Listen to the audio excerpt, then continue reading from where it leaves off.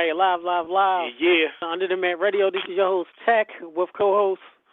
NSC Game Boy, what it is, what it do. Yes, fans, welcome, everybody. We do apologize. Technical difficulties from Blog Talk Radio and also the text. House phone gave a little issue, but it is all fixed now. We're here live. Under the Mat Radio episode, a bass and a mic. We will have coming on very shortly. Former UFC heavyweight champion, three-time King of PANCRASE champion, and co-host of Inside the MMA on Access TV, none other than Bass Rutten.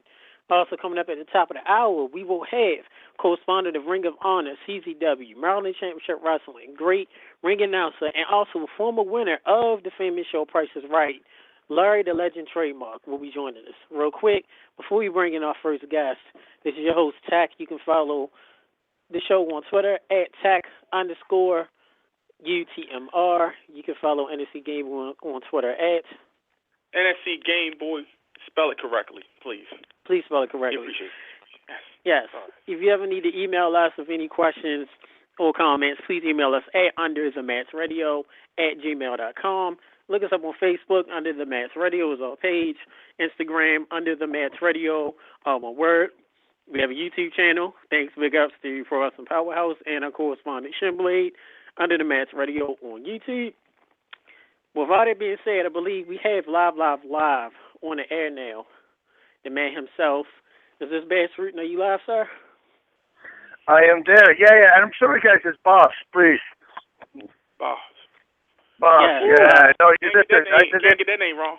It's a 50-50 thing. 50% of the people call me Bass, 50% Boss. So don't feel bad.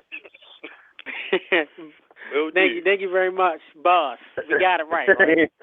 Yes, you got it. Because we do not want you to kick our tail. You definitely don't. No, you know what? Yeah, well, I'm on the telephone, so you bought yourself a little bit of time. Okay. Thank you much, Boss, for coming on to the show. I know you're a very busy man. We're very honored to have you on. I appreciate that. Thank you very much. And to let you know, you are making history here on Under the Mats Radio. You are now the third mixed martial artist that's been on our show. We've had also legendary Ken Shamrock, a good buddy of ours, and Dan to be Severin. Those are two good guys. Great guys. And to start it off, Boss, if you don't mind, give us your thoughts, any memories you may have of the world's most dangerous man, Ken Shamrock, and Dan Severin. Okay. Now, my first memory with Ken was him in the dressing room. This was before the UFC started. Him telling me that he was going to enter in a cage with no referee, nobody could do anything, and there were no rules. And I remember looking at him and I say, "You really think that's a smart thing to do?" And he goes, "Yeah, I would love that. I go, if there's no referee, you have always these crazy guys who keep on hitting even when you're out. I would like to have a referee there who can pull them off, But he said, no, I thrive on it. And then fast forward, I talked to him about the first experience, and everybody behind stage was actually thinking a little bit, they didn't know if it was real or if maybe there was going to be a shoot or something, It was still in the head until Gerard Gadot kicked the teeth out of that sumo guy. And they were flying into the audience, and everybody backstage was watching the TV in the dressing room, and they looked at each other and they go like, "Okay, it's real." That's the first thing that comes up with Ken. First thing that comes up with Dan Severin is, of course, myself watching him at the UFC, and always liked him. He's a great guy. I was at an event from him one time, and this is a funny story actually. And it was I believe it was in Texas. I was there with Marco Huas. And I was drinking a beer, but apparently I was doing it outside. That was not legal here in America, drinking a beer outside. So a little tiny cop walks up to me with shades on. This is in the middle of the night, right? Shades on, one of those wannabe guys. And he tells me, "Stop drinking." So he said, "Get rid of the beer." So I said, "Get rid of the beer?" Yeah. So I start drinking. And then he said, stop drinking. And I kept drinking until I finished the beer. And I said, "Well, you told me to get rid of the beer. I just got rid of the beer." And he says, "You think this is funny?" And he got all angry at me. But then somebody said, "Listen, he's from Holland. He just came here. They have different rules in Holland. You can drink on the street." And he was not happy, but he went away. So anyway, later he's outside the place where we're fighting. This is an outside arena, and there is a chain link fence in between us. And he sees me, and he sits in his car, and he has his arm out of the window, and with the shades on again, and he's eyeballing me, and he's looking straight at me. He wants to be the tough guy. And I look at at Marco, and I say, "Watch this." So I pull my pants down and I moon him, and then he jumped out of the car. And then I look at Marco, and I look at him and I say, "And now we run." We started running, and we got out of there. But that was the first impression I had. That's where I met Dan for the first time, Dan Severn. He was a great guy. Oh, man. And we will say that Dan Severn and Ken Shamrock do not sound intimidating if you just went by how their voice sound. They just sound like the nicest guys in the world, and these are some of the most dangerous men that you can ever face. So, very, very good guys for us, very good guys. I'm going to turn it over now to my co-host, NFC Game Boy. Man, I just want to say it's a pleasure. Me as a fellow martial artist, it's always good to have a chance to get away from wrestling for a while and get a chance to go into MMA and UFC and all the great sports. My first question to you is, what has been the most driven force behind your wins and your championship? Is it like your kids, your family? Is it a goal you might have when you first started out? What's been the driving force behind so much of your success? It has to be my, when I was a kid, I was a very sick kid. I had a horrible skin disease. I had severe asthma as well. So I had skin disease, eczema in my face, in my hands, everywhere. So it was very, I couldn't hide it. So I didn't have a lot of friends. I got bullied a lot, and I always said, I'm going to make sure people are going to know me. I did everything in my power to overcome all that. And then once I started growing out of my asthma, I suddenly started putting on weight, and then my eczema started disappearing. And then, I became suddenly an athlete. It was the craziest thing. I was already an athlete as a kid. I did track and field, and I was pretty good at that as well. But always just that drive to let everybody know, okay, you'll hear from me. And it was fun because we had two times at a reunion. One time a reunion where I jumped on stage, and I asked if the bullies wanted to say anything right now, and that was already when I was a champion. And then it got awfully quiet in that place. And then the other one was on TV. That was the best one. They had in Holland 2.8 million people watching, and 2.8 million people, that's like watching here the Super Bowl. That's like 60 million here. That's one fifth of Holland. And that was a big show as well, and the bullies also didn't show up on that one, on the TV episode. But, it was fun. It was fun to see all the kids and the way they talked about me, and, that they saw me. I always had to wear these little gloves, so they couldn't see my eczema. And, I was not a lot in school because I was a lot sick at home in bed. Couldn't walk, couldn't eat, couldn't do anything because I couldn't breathe because of my asthma. That's, I think I made up my mind there that you guys watch. In the end, I'm going to start. I will be the one who's laughing. Well, you've been laughing all the way to the bank. Yeah, no, life has been very good to me. Yes. Whoa, that's amazing. I gotta ask my second question real quick. My second question is, when we had Ken Shamrock on, he made a statement about the quality that the guys in UFC and MMA have been treated financially. If you don't want to answer it, if you don't want to touch on it, that's fine. But I do want to get your opinion by you being a big driving force and a guy who a multiple champion who's seen both of the sides, the business and the personal side. Can you give us your feelings on how some of the guys are being treated, just your financially? Yes, financially. Well, this is the thing. It's once you're a big name guy, then it's up to you to sell the tickets. If you have a Chael Sonnen who started talking, who's not the super great fighter, but he started talking good and he did his right, and then he beat some good guys also. So but especially the way he was talking, He talked himself all the way to the bank. That was a very smart thing for him. They put him on pay-per-view. They give him a cut on the pay-per-view. And that's what they do with all the champions. Once you become a champion, you got to get a contract, if you have a smart enough manager, though, that sees that coming, who gives you a cut on the pay-per-view. Now, if your pay-per-view doesn't sell a lot of tickets, that's not the UFC's fault, you know. But if you have like a John Jones or like these guys who pull a lot of pay-per-view buys in, yeah, then you're going to make a lot of money, you know. But if you don't have that pull, so I always say, you know, as a fighter, be colorful as a fighter also when you fight, but also make sure that you know, on camera, that you're at least interesting, you know, that people, you know, if you're a guy who's just like, oh, great, whatever, I want to do this, I want to do that, I want to knock him out, you know, people want to root for somebody, you know, and it's great. If you like Showtime, Pettis, look at this guy, man, he's unbelievable in the cage, and he's great outside the cage, you know, so guys like that, they always will get the money. The underfighters, you know, can they get paid more? Of course, you know, I'm with that. I would love for them to get paid more, but they already changed a lot. You know, I think with the healthcare that they're doing, you know, all the stuff that they implemented, they're doing great stuff, and other companies still don't do that. UFC does it because they're the biggest company. But of course, for the beginning fighters, I would say that if sometimes you hear a guy on a card who makes 3,000, and I say, you know, I think in the big leagues that should be a little bit more, of course. But most of the time, I say, just become a good fighter.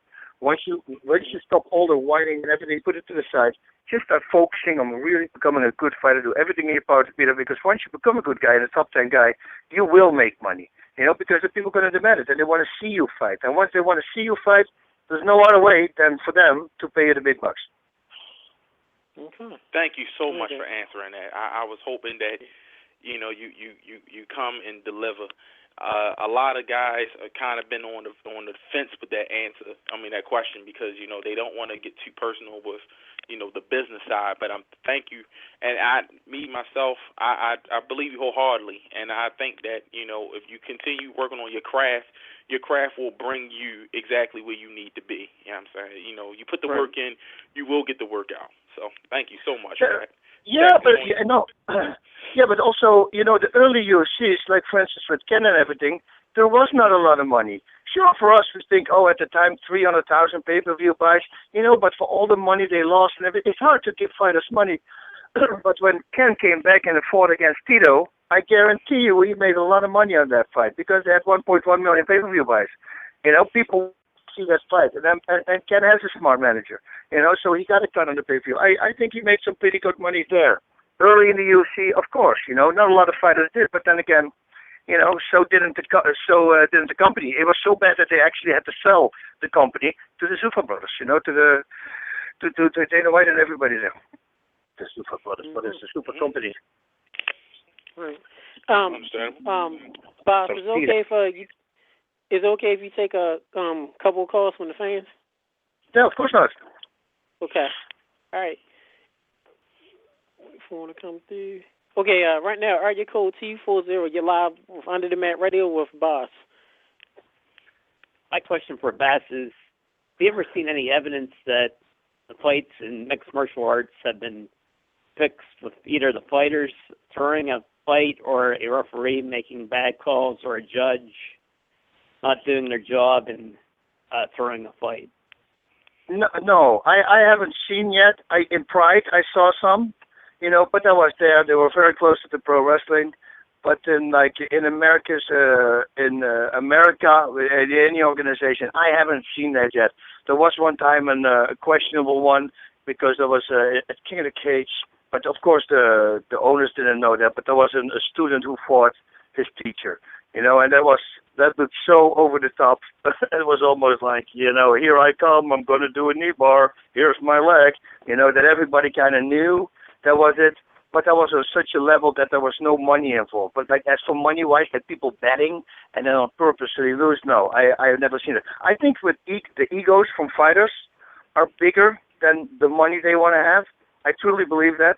I truly believe that a fighter rather wins than loses to a guy that he shouldn't lose to, but get a lot of money. You know, that money goes only so far. You know, once that money is gone, he's never going to forgive himself when he did that. And because they have that ego, and they need to have an ego. I had an ego. Everybody needs to have an ego if you're in a sport that is only you. You know, then no, they won't sell each other for that. I don't believe that. Okay. Cheeky, you have any more questions for Boss? My final question is, does Bass think that a tag team division will become popular in mixed martial arts in one of the major federations like UFC or Bellator? No. It's gonna, you know, it will be fun. I don't think it's going to be legal in America. You know, in Russia they did. There was a 3 against 3, I believe, right? Or 2 against 2. And then you remember it's online right now. We had it on Inside MMA, and then one guy gets beat, and then the one guy has to fight 2 guys. And man, this one guy decked those 2 guys like literally 2 seconds apart. One ran into him, boom, goes down, and he hits another punch, and he knocked out the other guy. Literally in less than 2 seconds, he knocked out 2 guys. But I don't think in America, the Athletic Commission will never approve that. Not in real fighting. Pro wrestling, yes. Okay. Well, thanks, Mr. Cheek, for that. Bob, I want to ask you a question before we bring you on in, bring in our correspondent too.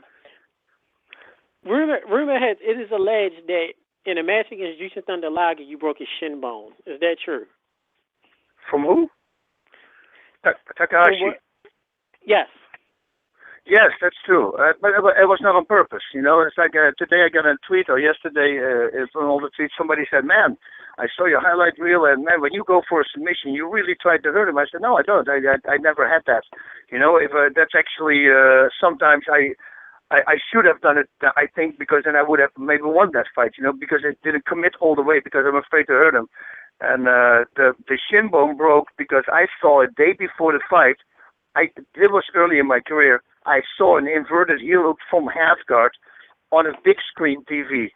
And I look at my friend and I go like, man, that's a cool move. I should try that one time. And the next day I'm fighting a real fight.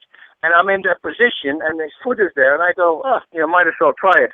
So I hooked his heel. But since I never did it, I had no clue what kind of pressure I would put on his knees and on his shin and everything. So I just grabbed it, locked it, and then I fell backwards with my body. And then, we thought his knee blew, but it was his shin bone that broke. And listen, if I would have known, if I would have done that move in training, I guarantee he would have never broken his shin because I would give him that space. You know, it's like I'm there to fight. I'm not there to hurt somebody. Sometimes it gets personal and somebody's like an asshole to you, you know, and you go like, okay, now I need to really shut this guy up. Then it gets personal, but that is very rare. That almost never happens. Okay. Thanks for that. Now we're going to bring in correspondent Shinblade. Hey, how you doing, Bass? How's everything? Doing great. How you doing? It's Boss, please. I'm fine. We met on Twitter earlier today, so, you know. Oh, all right. It's been awesome. I wanted to ask you, can you recall the story back in France where you and I think a friend had to sneak in to a theater to watch Enter the Dragon? Yeah, that was me and my brother. That's when I was 12 years old. That's what set everything off, that movie. Because that was the time that I got bullied a lot. And when I came out of that movie, I realized that if I would be like that guy, which was Bruce Lee, then that would be the answer to all my problems. So that's when I started training. I wasn't allowed to train from my mom and dad, but I started just getting books and watching and imitating him and learn how to kick just in the air and all that kind of stuff. But that really made my decision to become a fighter. All right. Thank you. Also have a follow-up about Bas Rutten. Is that how you say it? Bas Rutten. Bas Rutten. Yes. Also, you are not a stranger to video games because you have been featured in many games, most notably for 2 games that I know of. You've been notably in WCW versus the World, and also you've been notably in one of my favorite games, at least my favorite game series, Grand Theft Auto. Yes, I did. Grand Theft. Did you watch the TV show in the Safe House? Did you ever see that? Yes, I did. Yeah, I think that is one of the best work I ever did. It was so funny to do that. And I did also the motion cap. All the fighting you see in the game, that's myself and a good friend of mine. Can you tell us further about your experience working as a motion capture character? You know, because I do have a funny story that I've been told about that. Okay, well, it's they want you to hit the air, and then I told these people there, I say, you know what? When I hit the air and you make the motion and you try to apply that to somebody, me hitting somebody, I don't think it looks real. And he says, what do you mean? I say it's better when I hit something solid, like a bag or we put a doll down, because you're not going to see it anyway when you do motion cap. And we tried it out. We did the shadow boxing version first, and then I actually was hitting things, connecting with things, and that blew everything off the roof there. Everybody was like, holy Motown. That made everything much, much better. So we had a lot of fun doing that. The show that I have, the TV show, that was so hilarious that I literally had to send people out of the studio because they kept messing my takes up because they started laughing so loud. And I go, please, man, don't do it because, I want to keep it this one take thing because then it comes out the most weird because it had to sound psychotic, unrehearsed, like really crazy.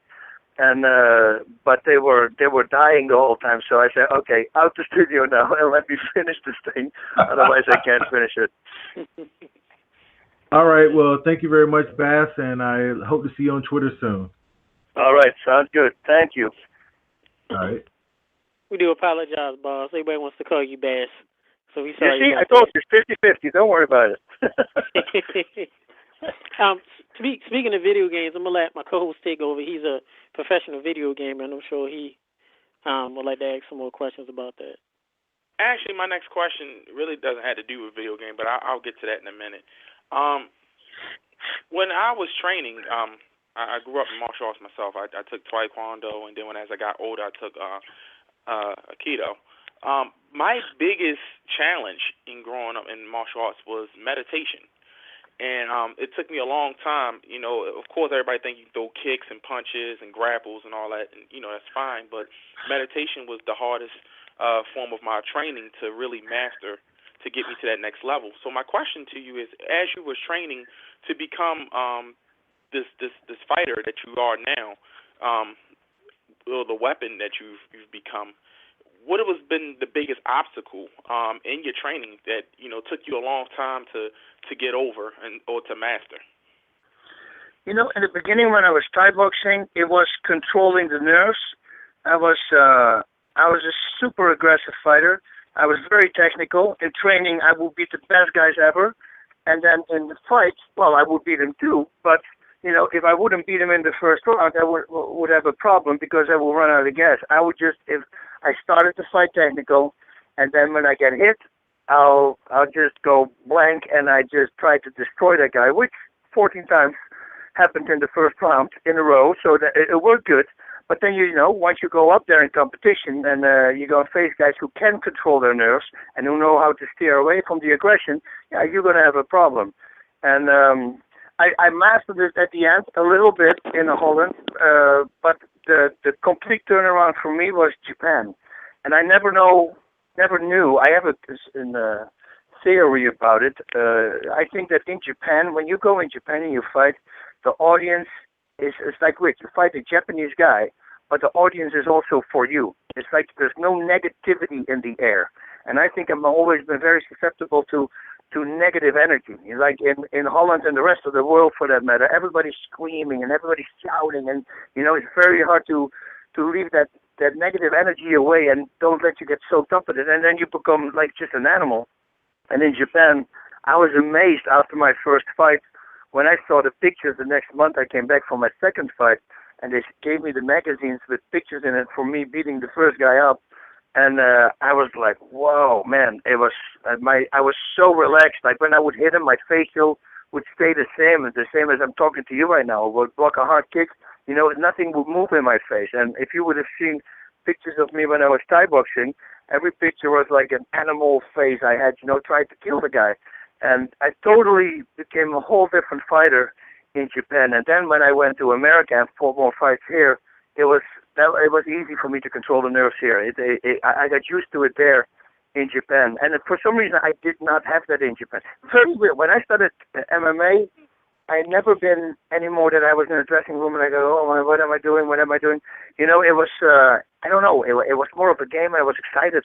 You know, finally, let's see if everything that I learned, if I can actually apply this now on this guy. And I felt great. I felt exciting, and happy for some reason. So it changed me. Wow, that's impressive for you to have that experience there and then bring it here. And you know, it's more respected over in Japan because it's more traditional, whereas with here it's more entertainment / sport. And I'm not saying that it's not respected here. Also, what I'm saying is that it's more entertainment here, whereas in Japan it's more traditional.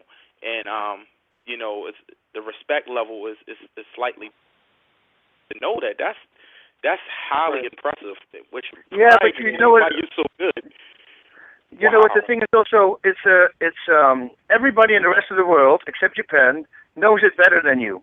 Here you have guys in the first row till all the way to the back rows shouting to you what you should do. You know, in Japan they know that you're the professional and you're probably the guy who knows best what he should do. You see what I mean? That's a good point. And that's a good point. And once you can build that up, it's, you know, I can Steve and I just come up with this, and I think it's a great thing. It's like with Superman. When he gets his powers, you know, everything comes at him, and it comes too fast, and he doesn't know how to control it. He hears all these voices talking because everything goes too, you know, it's too much. He doesn't know how to channel it yet. That's how a first fight normally is. You go into a fight, and then everybody's screaming at you. You don't know how to channel it. And once you get that power to channel it, you know, and some people never get it. And I have a fighter now that who's a Thai boxer. He had it in his first fight. Literally everything I said to him, he would do, which is unheard of. You know, not a lot of people have that. Dwayne Ludwig also, always when I cornered him, whatever I say, he'll do right away, a second later. You know, and it's a good quality to have. And what that means, you're listening and you're calm. Wow. Wow. That is a good analogy. That is true. Everybody here in the stage try to tell the professionals what they do instead of letting them fight like they should. Question, boss. Of course, you acted in some movies, and one of your most noted movies you acted was Kevin James and Salma Hayek in Here Comes the Boom. Would you mind telling us about how they came about and your experience working with them?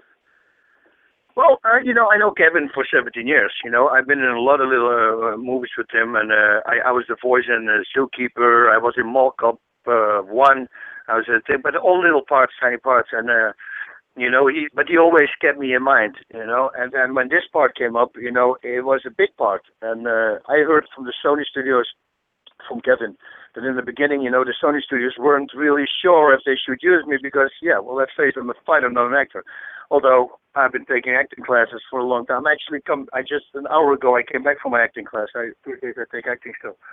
And you know, I did a short comedy in New York, and I went to the New York Film Festival, and we won first prize. And I was the lead in that comedy. So, for what I understand, Kevin showed that movie to the people from Here Comes the Boom, from the Sony people. And when they saw it, they said, okay, we can use him. Because it was kind of, you know, the part that I play in that movie, it's called Kingdom of Ultimate Power. I'm totally over the top, crazy guy. You know, I'm a Russian dude, really fast talking, like Boss Rutten with 20 cups of coffee, you know. And that's actually, they wanted that character, but a little toned down. And so when I found out that Henry Winkler wasn't there, I mean, come on, Salma Hayek, she was the chick that everybody wanted. When I saw From Dusk Till Dawn, all the way back, you know, the movie when she's there singing or dancing with the snake and the strip club there, you know, so she was always on my list as a chick. And then the Forms, yeah, come on. We used to watch with the whole family. We used to watch Happy Days in Holland. Every Sunday they played it in Holland, and everybody in Holland, you know, with the families would watch that show because everybody was watching because of Henry Winkler, who played the Fonz, you know. So when I found out that they were also together with Kevin James in the movie, yeah, that was of course Superman, and we had such a great time. Salma Hayek, she's such a riot, you know. She might look like she's a little holdback, she's not, you know. She's a scrappy girl. She just slugs a beer away like a guy does. She's hilarious. And then the forum says, you won't find a nicer guy than Henry Winkler. He's the nicest guy. Kevin, well, I knew that for a long time. He's just, he's the same guy as when I met him 17 years ago. Okay. Now, we're going to switch it on over back to your fighting career. I know we're talking about happy-go-lucky things and happy stuff. You've been one of the most feared fighters. The one thing that you've been known for is your liver punch. Could you talk to us about the genesis of that and how you effectively use it? Well, it happened with me. I was a karate guy and a taekwondo guy who went to a Thai boxing class for his first time in his life. And I thought I was a tough guy because I beat all my karate guys up and all the taekwondo guys. But then when I went to the Thai boxing class, I realized, okay, that was not really real fighting like that, you know. And I got dropped with a liver shot. And I remember sitting on the ground and looking up at the guy who just did it, who was an A-class fighter in Holland. And I go, whoa, what is that? You know, I couldn't speak. And he goes, yeah, well, that's where your liver is located. And if you hit somebody there, it goes down. So that always stuck in my mind. And then later when the great Ramon Dekkers, who passed away tragically, started using very effectively in Thai boxing, and he went to Thailand, becoming the first foreigner who got the Fighter of the Year award ever. You know, that's like the biggest honor you can get on the planet. I mean, he knows the king there personally. And he started dropping people with body shots, and I go, oh, my God, this is it, man. I love that, you know. And it's very underused. Now more people start using it. But at the time when I was fighting, you didn't see it a lot, you know. And I don't think in PANCRASE that I ever saw somebody go down to the body except when they were fighting against me. You know, and it's not saying from, oh, look at me. No, I'm just saying it was very underused. You know, now you watch in the UFC and anywhere, in Bellator and the World Series of Fight, now you see people, you know, using body shots. And it's all about the delivery. You know, you want to take him, you want to hit somebody when he's breathing in. You want to interrupt the breathing pattern. He can train 5,000 sit-ups a day. He can do that. But if he breathes in while you're hitting him, you'll go down. It's impossible to stop it because once you breathe in, you relax your muscle. And so you have to throw it in such a way, you have to set it up in such a way that you nail them in between the breathing. And what the breathing most of the time happens when I hit you really hard, you blow out, right? And that's why you blow out. So you flex automatically the muscle. And right after that, you're breathing in. Now, and if you can nail them at that moment, that is the trick. That's why a lot of times you see it later in the fights, because once they start breathing or heavy, it's harder for them to control it. And then, you know, you might have more success nailing the liver shot at the moment they're breathing in. Sometimes you see guys like kicking a really gentle kick almost, or a really gentle punch, and the guy falls over, and everybody thinks it's fake. And I say, no, it's not fake. That was because he was breathing in. You know, that's the biggest thing in fighting. You know, interrupting the pattern of fighting, and once you can do that, well, they're going to go down. Okay. And just to say, kids, do not try this at home. Do not try to do the liver punch at home. Mm-hmm. Please do not. Your little brother, your cousins, and all that. Yeah, yes. Please don't. Don't liver punch your wife. Don't liver punch your husband. Please don't. But I know we're on short time. Real quick before we let you go, anything that you want to plug? Anything that you want to let us know about? I know you're on a great show, Inside MMA. Go ahead and plug anything that you need to for the appearances and shows. Well, yeah, Inside MMA on Access TV. It's every night at 9:30 now. We changed the time. That's 9:30 Pacific. So at the East Coast, you better DVR it, which a lot of people do anyway, because, you know, Friday night it's a show and they watch it the next day. Of course, Boss Rutten MMA on Twitter, and then Facebook, Boss Rutten, facebook.com/BossRutten. That's my Facebook. Everything that I do myself. I have no people for that answering. On Twitter, I'm not an exciting guy. The only thing I do on Twitter is answering fans' questions pretty much. You know, it's not like I post the whole time what I'm doing. I've never been really like that. Sometimes I do with food pictures, you know, stuff like that I do. On Facebook, I put some more things out there because it's Facebook, you know, and let's keep it up. What I really like to people to look into the O2 Trainer, o2trainer.com. It's a lung training device that I developed when I was a kid, when I had my asthma.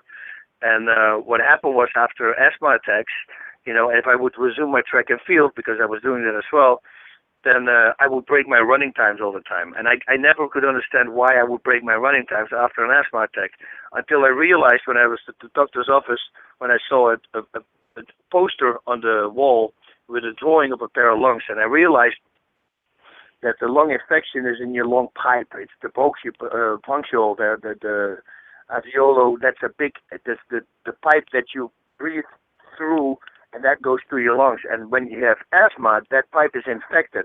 So then your lungs have to work really hard to pull air through that infected area because it's closed down. And that gave me the idea right away. I go, oh, now I understand, because I've been for 7 days or 10 days, 24 hours a day, I've been trying to pull air through that little tiny hole because my lungs were infected. Then when the infection is gone, it's much easier for my lungs to breathe because they're used to that little tiny hole. So why don't I come up with something that controls the air intake? And finally I started making it like 3 years ago. And the results are phenomenal. I had asthma my whole career. I even had, for my biggest fights, I had to use my inhaler in the dressing room. And for the last almost now 2 years, I don't use an inhaler anymore. I don't even have one with me anymore. When I travel, I go without an inhaler, which is, I always had to bring one with me, for my asthma. And it's totally cured. I gave it to a friend of mine in Holland who has asthma, and he called me a week later or 10 days later, and he said, listen, I want to sell this thing in Europe because my asthma is gone. I said, I told you, And then when you start reading the reviews from people, it's a very very simple device. It only controls the air intake, but it's a very effective device. And I would like to have, more people go to that and realize really what powerful it is, such little device, and what it can do for you. It's great for singers. It's great for people who play horn instruments. I even have the Eagles sax player who's with them for 16 or 17 years using it, and wrote a review on my website saying, man, he's got longer notes, stronger notes. So, it's when the SAS from the UK, which is probably the best Secret Service on the planet, the best, the baddest asses, also write reviews. I don't even know these guys, and they write reviews. So it's a cool device. O2trainer.com would be great to know. It's if you do something by yourself, you got to get all the patents and try to get it out there. People have no clue how much money you have to spend in order to make money. Right now, we didn't make money. Put more money in than you actually make. But I know eventually, when it gets into the hand of somebody known, and he goes like, hey, wait a minute, this is a crazy invention, then hopefully more people will know about it. Mm-hmm. With that being said, boss, currently we are promoting your web page right now on our show, just to give everybody more clearance and more availability to your webpage, so people can probably purchase your products or get an idea of what you have going on. So, real quick, nice. fan wants to know real quick your thoughts on Brock Lesnar. Who? Say it again. A fan just sent this a message, and he wants to know, what are your thoughts on Brock Lesnar? Brock is a very strong individual, but I think that if I would have been his coach, I would have sent him to Holland all the way in the beginning of his career, and I would have said, listen, you know how to wrestle, go there, train with the best Thai boxers on the planet, and that's what he needs to do. He needs to fight on his weaknesses, and his weakness is striking, and nowadays you can't go do MMA with one style anymore. So once a guy like that knows how to strike, that's a very scary thought. And something, boss, real quick, we've asked Dan Severin the same question we've asked Ken Shamrock, and a lot of legends such as yourself, such as Shamrock, such as Severin, a lot of people tend to say similar things about Brock Lesnar. Nothing against his ability, nothing against his wrestling, but I believe even Ken Shamrock mentioned about his striking and that he has 2 left feet, quote unquote.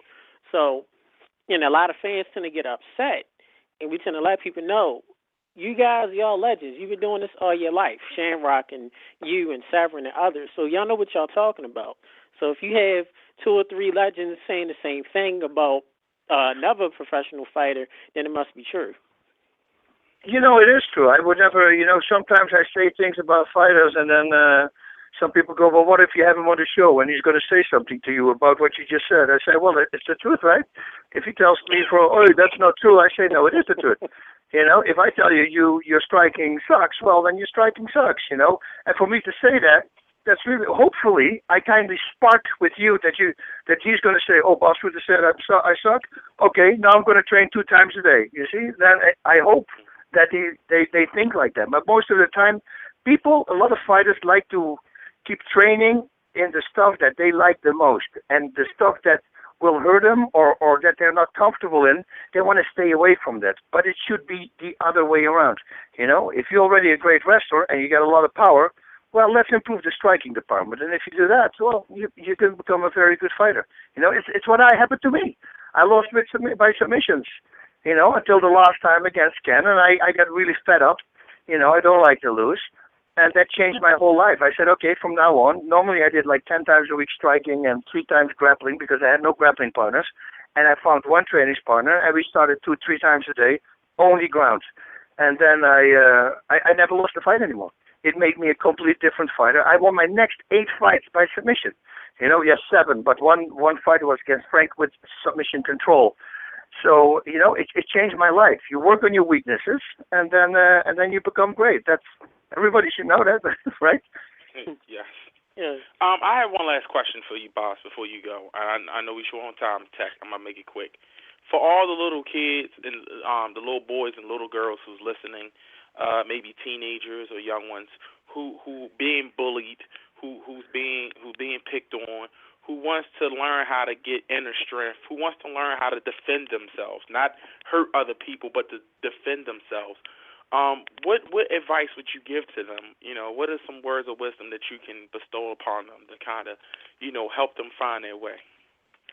In America, and I have to say, like in America, and it's in many other countries also, but especially here, I hope the parents don't send them to a karate school or a taekwondo school or something, because if they do that, make sure you Google and you find out what is really a good school. The problem a lot of schools have, and I'm talking 90%, and it's karate schools here, and trust me, there are good ones, but it's just 10%, but there's a lot of them. They only want to make money with that belt system. I had my daughters in the school system here, and I thought it was going to be great for them. They never practiced their katas. They never practiced anything. They went to do the yellow belt test, and they both passed. And I go, you passed these? And they say, yeah. I said, but they can't do it. And they had no answer for me. I took them off karate right away. I said, because it doesn't work. In Holland, that won't work. If you don't pass the test, you don't pass the test. That's, let a kid get used to it, that they have to work for I have women coming to me, especially women all the time, like, oh, my son is a black belt, and then they call the son over, and the son has to kick her hand or something. Horrible kick, horrible technique. And I go, and it's like, my guy is a black belt. How can you be a black belt and be like that? So forget about that, or you must know a really good school. So trust me that there are still good schools. I'm not saying that, but only a very few, because parents don't bring them there because kids don't like to fail and don't like to have to work for their to get a belt. They just want to get it so they can say it to people. Bring them to an MMA school. There is no belt in sparring. And there's no belts in sparring on the ground. Yeah.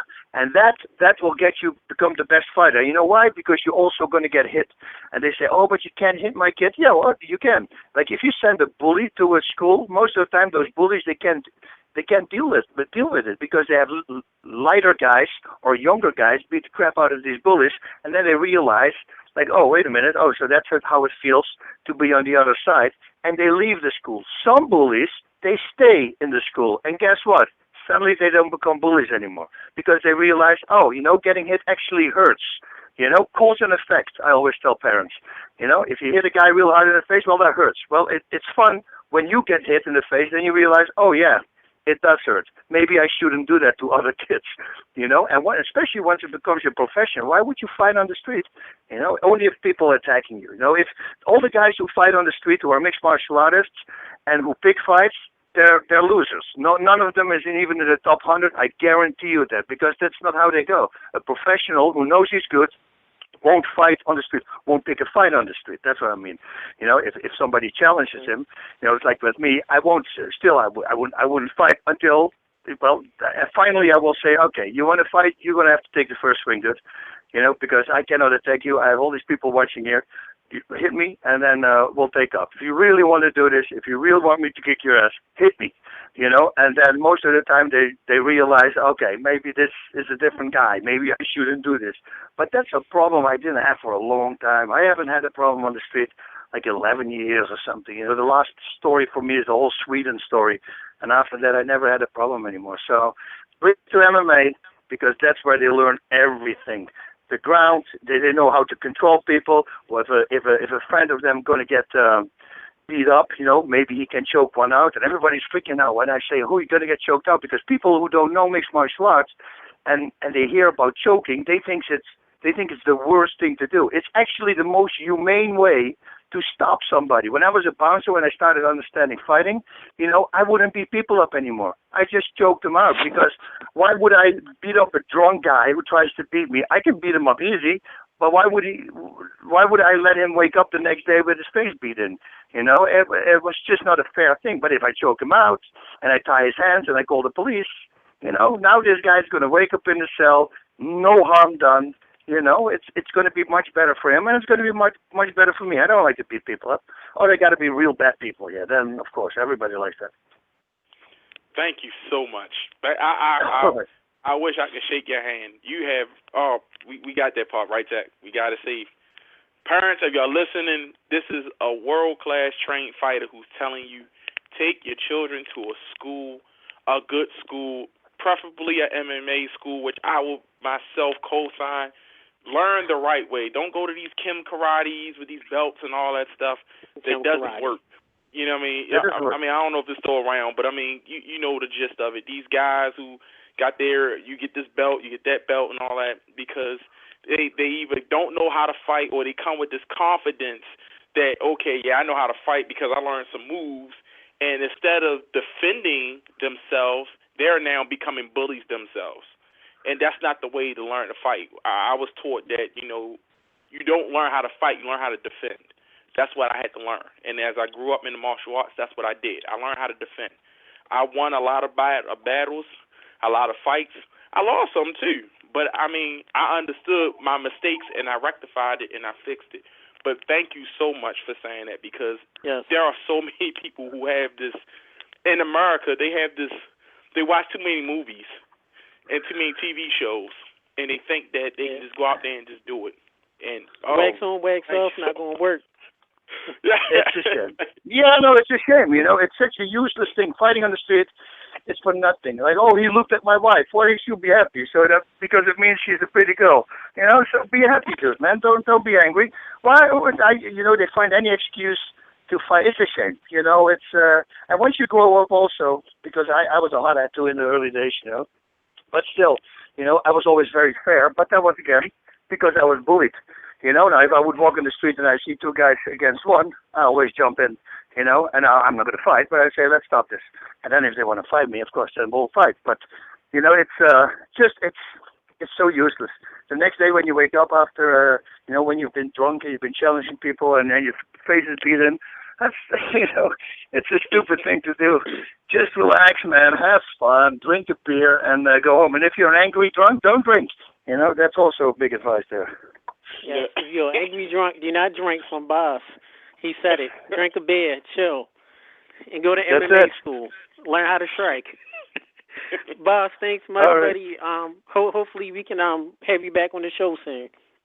Okie dokie. All right, man. Thanks a much. lot. All right, guys. Thank you. Godspeed. All right, you're welcome. Bye-bye. Right, take care. Bye-bye. Everybody, that was the legendary 3-time King of PANCRASE champion, former UFC heavyweight champion, and he's had so many other accomplishments. Boss, not Bass. Boss. Yes, Boss. Shimberly kept calling him Bass. But it's cool because I called him Bass the first few times I talked to him. I called him Boss, and then I thought it was Bass, so I said Bass, and he was like, no, it's Boss. I'm like, oh, I was right. Because it's Russian, the way it's pronounced is usually the way they say it in Russian. It's Boss. But I thought it was Bass myself. So. And real quick, and we're gonna bring in bringing in live right now, Shimblade, real quick before we go over Survivor Series. Just to let everybody know the accomplishments the boss has. This man, like you said, won 3 times. Won the King of PANCRASE World Championship 3 times. He's won the UFC Heavyweight Championship once. He is a 5th-degree black belt in Kyokushin Karate. He's a 2nd-degree black belt in Taekwondo. He's a 1st-degree black belt in Judo.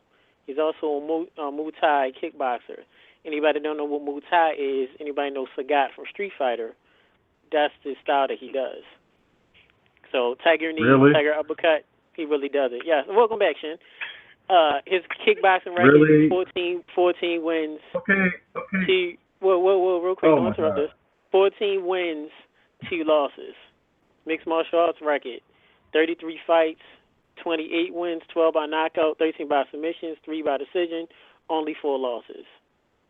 So pretty much his record overall is 23 wins, 4 losses, his MMA background. So that means this man is 24 games over 500, which would be great if he was actually playing for the National Football League. It's great anyway, but just imagine if the Baltimore Ravens or those gay Pittsburgh Steelers anywhere else had a record of 23, 28, and 4. That would be a great record.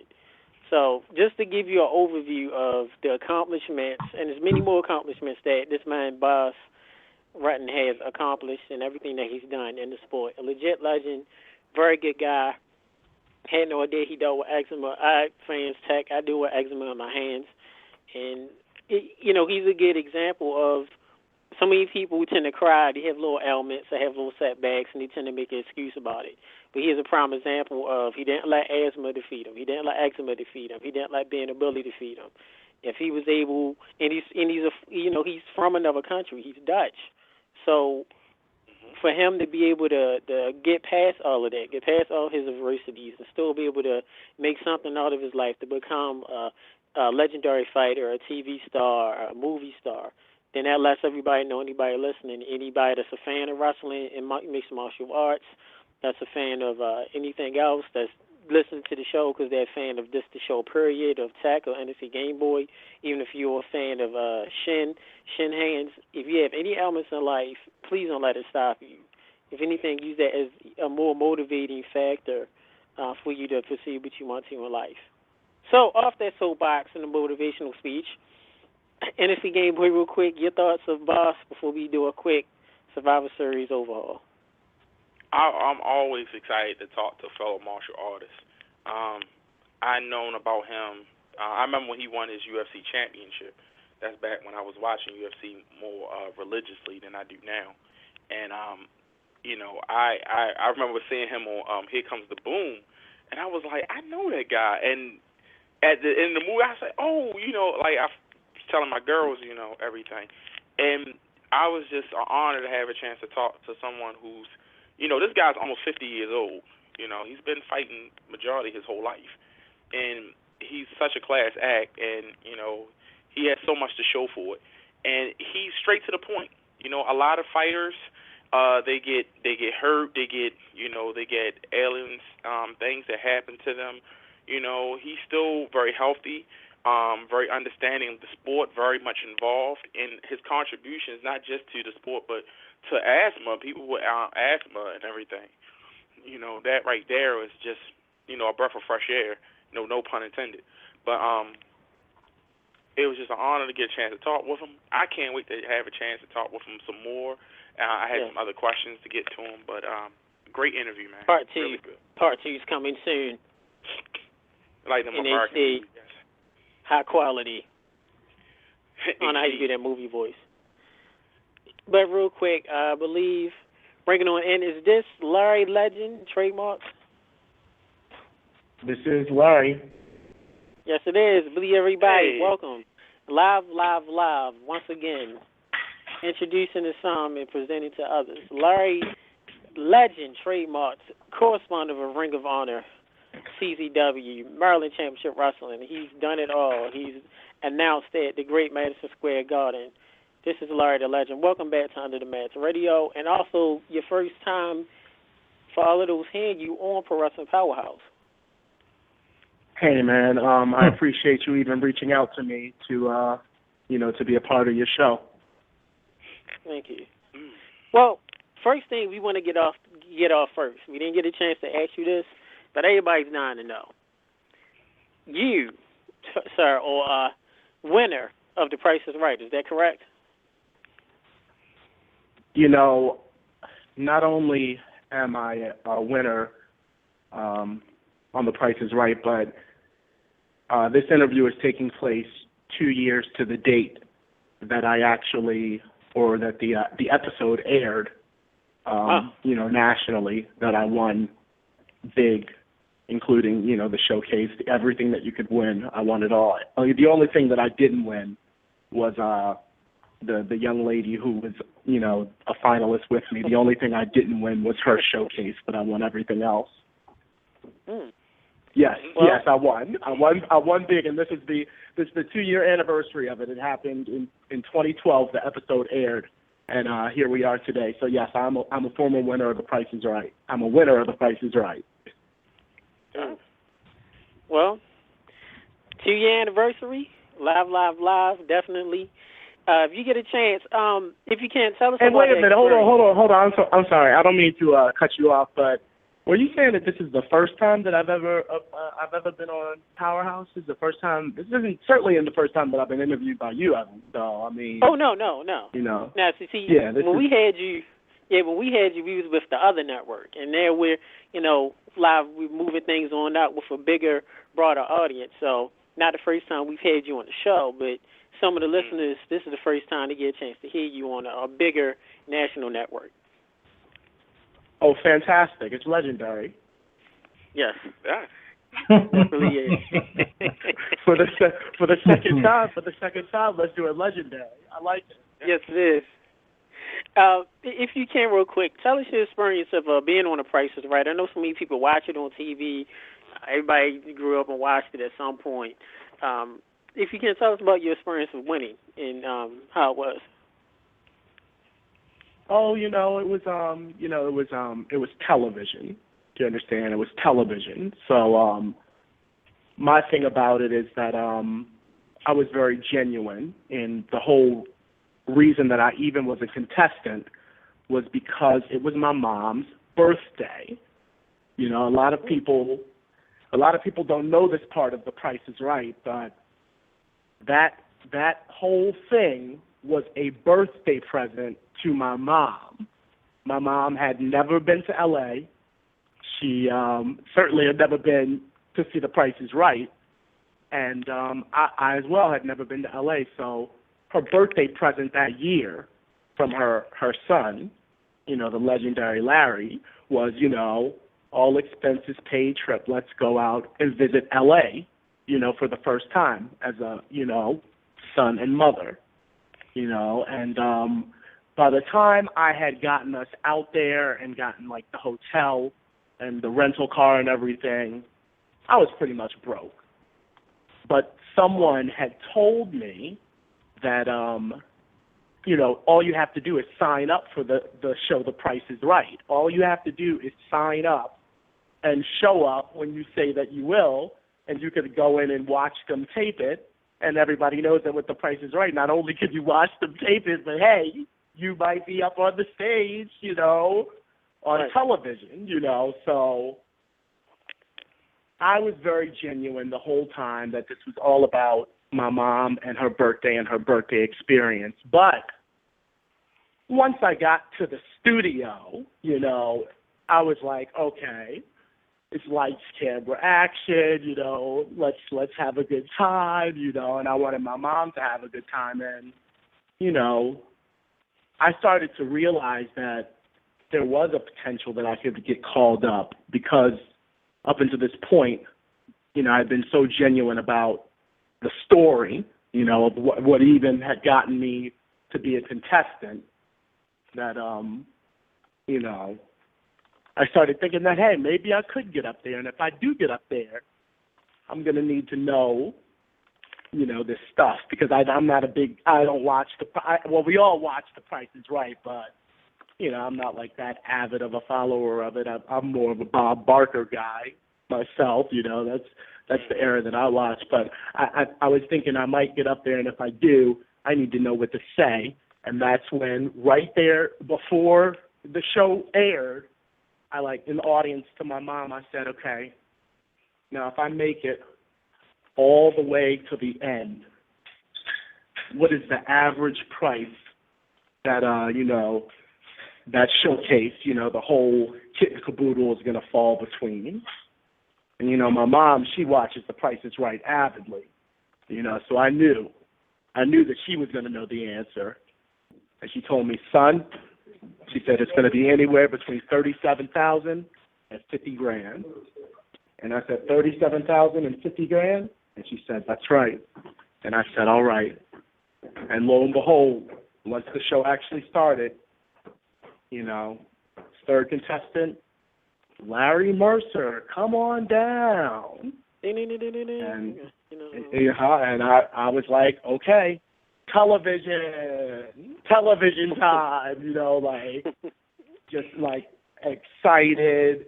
It's go time. And hey, at the end of the day, this is my mom's birthday present. So let's really go off. Let's go all out and, do this thing. I know The Price is Right, And they called my name, the third one down. And then the first thing when I was in the contestants row that I got to bid on were a pair of Nintendo 3DSs with 5 games each. That was the first thing that I got to bid on. And I thought to myself, well, I'm a big Nintendo nerd, especially Mario, so this is great. I'm going to nail it. But I also was a little overwhelmed because I couldn't believe it actually that I had gotten called and that I was actually up in the contestants row, and they brought Drew out and everyone's clapping and whatnot. And, I didn't bid correctly for the 2 Nintendo 3DSs. And another girl got called up and she played the first game, which actually, hindsight, was a very difficult game. It was some game, where you could win a new car, and it was you had to guess something. I think it was you had to roll the die, and if the die, I think it was high-low with the dice, and you had to put the numbers, whatever it was. Right. It was one that I knew that I was not going to be good at, so I actually was relieved that, this girl, had gotten up there and she actually didn't win her thing. But the second one, well, what happened was that after she went up, I looked back at my mom and my bid, and I could see my mom shaking her head in disappointment, and telling me that I bid the wrong amount.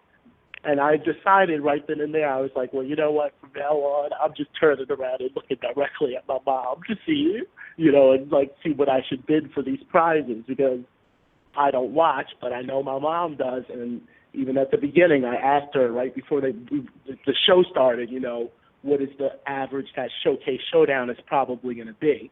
So after I had gotten disqualified from the first time to get up on stage, I was like, you know what, forget this. I'm looking at my mom, right. Because, again, genuinely, this is about her, I think she's the reason that I'm up here. This is great television, so, right. The second thing that they brought down was this 51-inch plasma screen TV. And I thought to myself, this will probably be $1,300, and I think I turned around and I had to mouth to my mom what, and she told me it was, I think she told me 12. She told me 12, and I mouthed back to her 12, and everyone, the whole audience is going crazy because, there are people yelling at you what they think it is and whatnot, and just making a scene, but, I had my eyes locked on my mom, and she told me 12, so I bid that much, and I believe it was $11.99, so, or whatever it had to be for me to get up there, and I got up there, and that was the first prize that I won on The Price is Right, that 51-inch plasma TV. That was the first thing that I won. Wow. And then the game that I actually won when I was up there with Drew, so I got up there with Drew Carey, and, he's like, look at us both in our suit, our nice attire, because I had a shirt on, a shirt that it was like a tuxedo. one of those gimmicky shirts where it like looks like Right. you're wearing a tuxedo, but it's actually a T-shirt.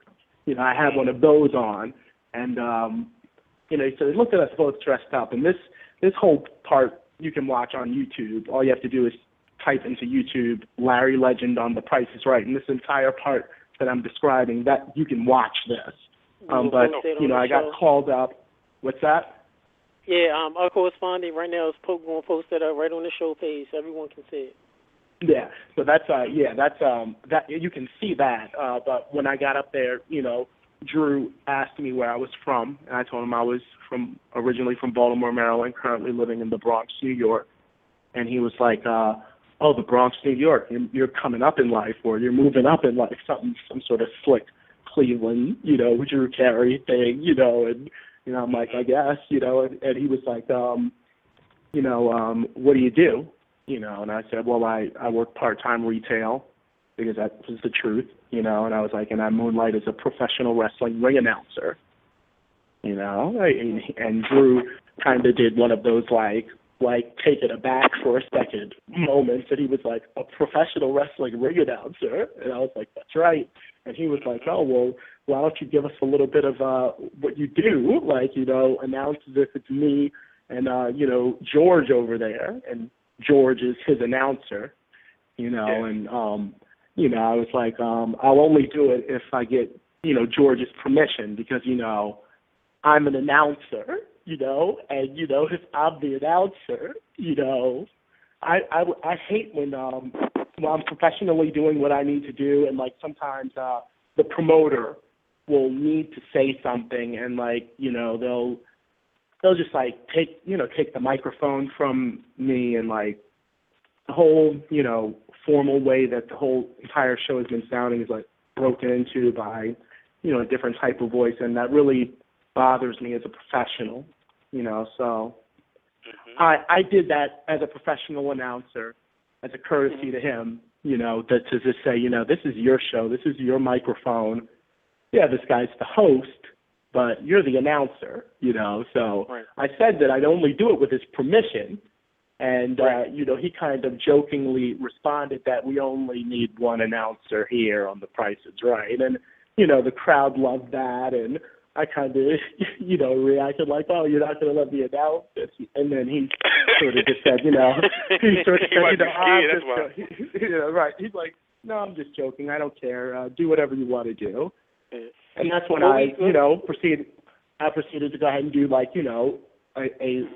CZW or MCW Larry Legend style announcement, right there on The Price is Right, as if it was George the announcer versus Drew Carey. But the only thing is I'm not as familiar, like I said, with The Price is Right, especially now that it's the Drew Carey Price is Right. I'm more of a Bob Barker guy.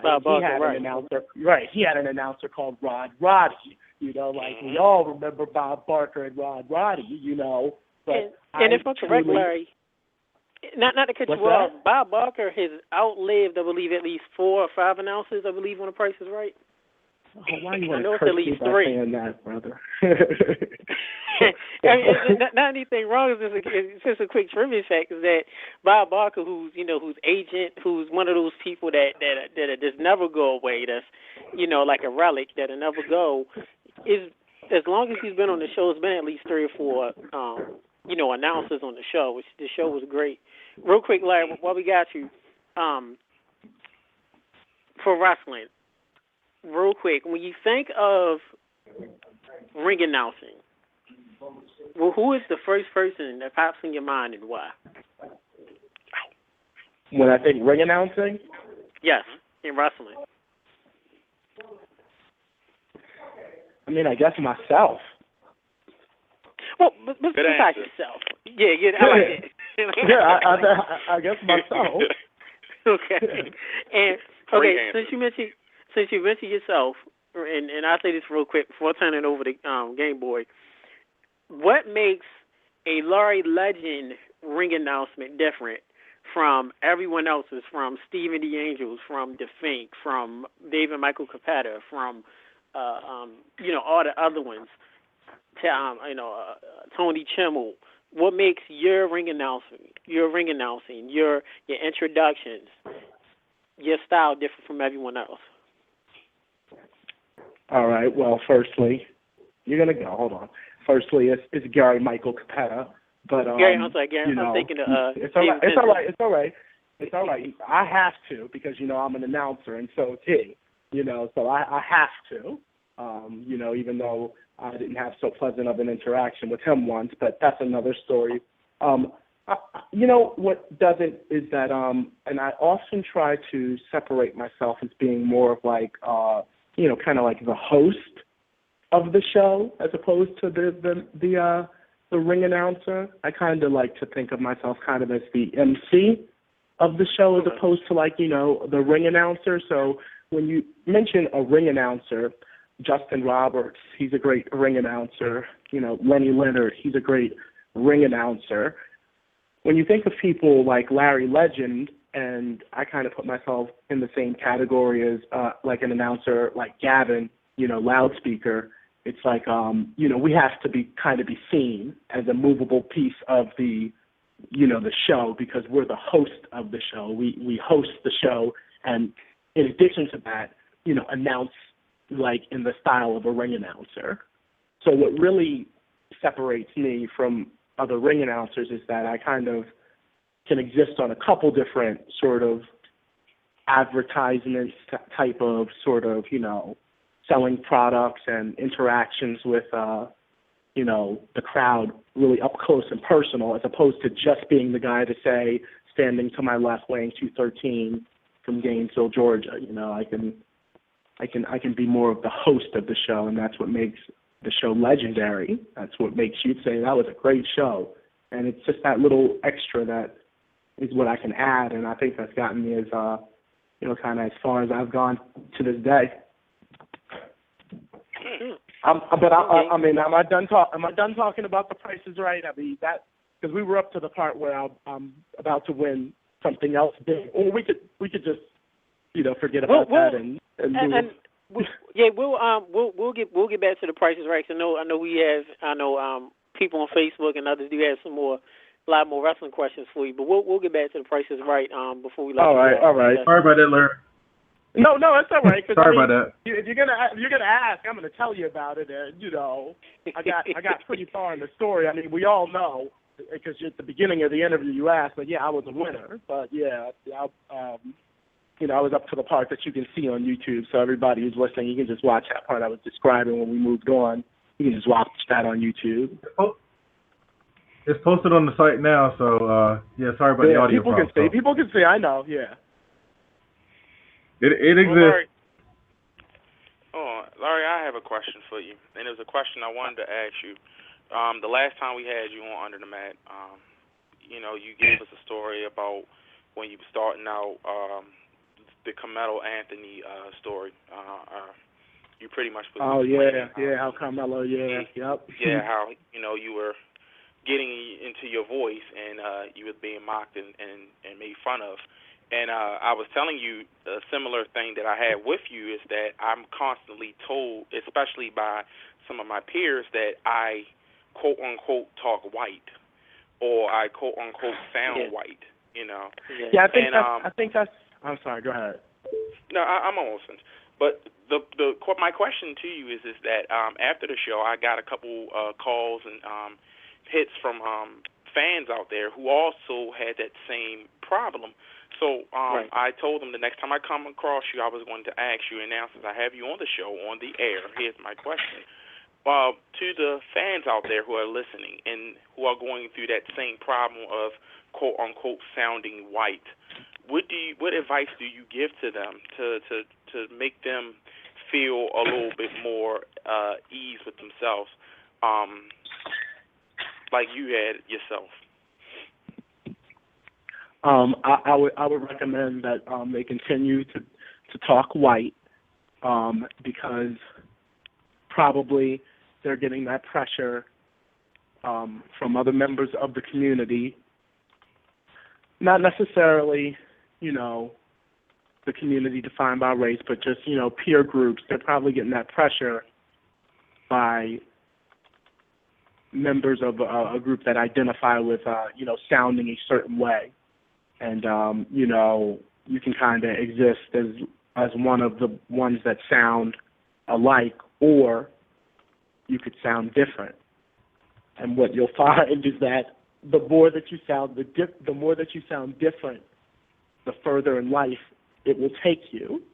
And the people that were saying, you sound white, or why do you talk like that, they'll continue to exist with the other people that sound like them, because they are not brave enough to sound different. So to all of the people that are listening and might have people that are in their community, again, not necessarily defined by, racial community, but just their peer groups. If anyone is pressuring you to sound a different way or to sound more like, normal, I say don't. Yeah. Thank you. Go ahead, Ty. Shan. You do. I was going to say, and Larry is right, I do agree with that, that you hear so much in our community that, if we talk proper, if we say our words right, if we're not using ebonics or slang or, using common words, the ratchet and where you be at and where you be and all this stuff, we got to talk. We're talking whites. And it's sad that as black people, we can't talk proper.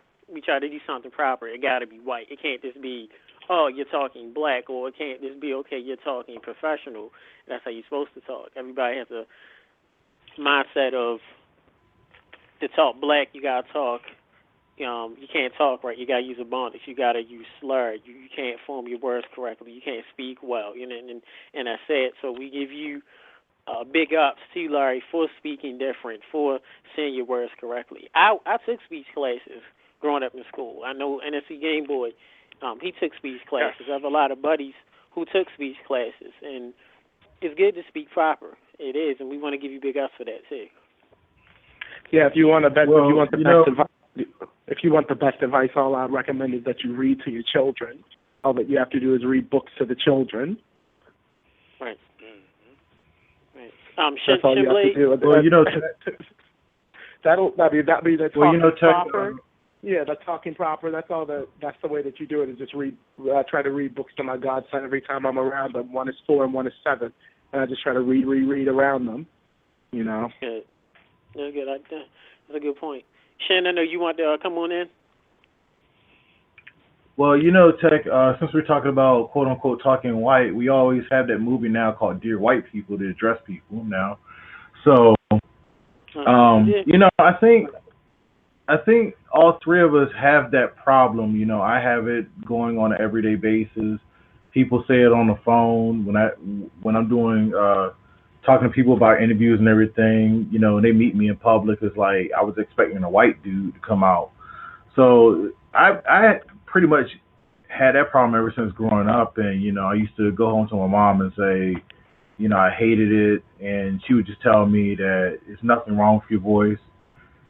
Just keep doing what you're doing. And I found out on the back end that, I'm doing a lot better than most of the people that was tormenting me when I was a kid. So that's what I'm saying. Yeah, that's exactly what I said. You will find that the more and more that you sound different, the further in life it will take you away from the types of people that would antagonize someone for, sounding different or try to shun them or make them not a part of the community because of the way that they sound. The more that you sound different, the further away you'll get from those types of people, and you'll notice that you'll achieve, and those people, they will achieve different, but maybe their different is not really the ideal, when you look at the larger picture, But yeah, that's the point that I also agree with you, Shen. It's like you'll see, and you're experiencing it, and certainly, talking to y'all right now, being interviewed, I'm experiencing that my, talk being different has just done nothing but great things for me. Oh yeah. Well, I gotta say, thanks to that. Go ahead. Oh, sorry. Well, I gotta say, Right now, we're having a breakthrough moment. You know, under the mat radio is four black brothers talking like white people, if people want to put it out like that. And maybe I could say, on behalf of Tech, NEC Game Boy, maybe Larry the Trademark Legend, Larry Legend Trademark, for those who don't like our voice, for those who've been tormenting us as kids or whatever have you negative, we can tell you right now to kiss our asphalt when we curb stomp you, bitches. And this is the first time, and this is the first time I believe the sensational one has actually used vulgar language. So very, very, very strong breaking news from the sensational one, Shinblade. NSC Game Boy, I know. But don't forget the road trip episode. Yes, don't forget don't forget that. The Uncle Road Trip. Larry, your career, we want to give you big ups too. I know, we followed you, me, NSC Game Boy, Shane, well, our friends outside of the business. Want to give you kudos. Talk to us real quick. You finally got to appear at Madison Square Garden, and I know that's the mecca of wrestling. That's just one of the biggest arenas, media-wise, there is. Tell us about that.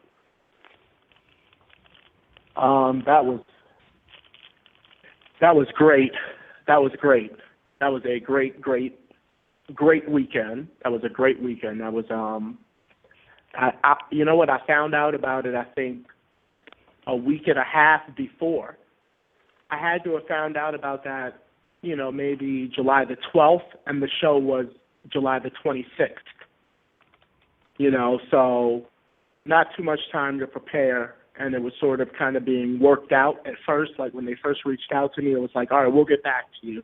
Okay, how much are you going to be? Like this sort of talk was going on, and I was sort of kind of like, well, I hope, this would be great. And they had come out, and let me know that it was really the undercard that they were thinking about having me, be a part of.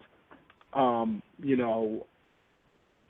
knew it wasn't going to be the main. I wasn't going to be the main announcer, but still with the negotiations, I was like, kind of like, well, they might go with someone else, maybe someone more professional or unionized or who knows what else. But it finally came through, like probably by the 14th. All right, you're going to do it. Which gave me, however many days to sort of prepare myself for, travel and sort of, figuring that into my life.